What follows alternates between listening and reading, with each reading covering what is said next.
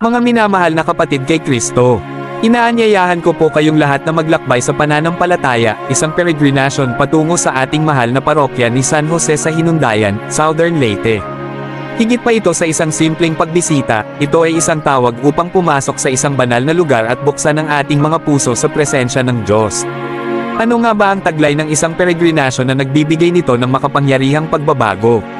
Sa pag-alis natin sa ating mga karaniwang gawain at pagyakap sa paglalakbay na ito, pumapasok tayo sa isang oras ng pagmumuni-muni, panalangin, at pakikipag-ugnayan sa Diyos.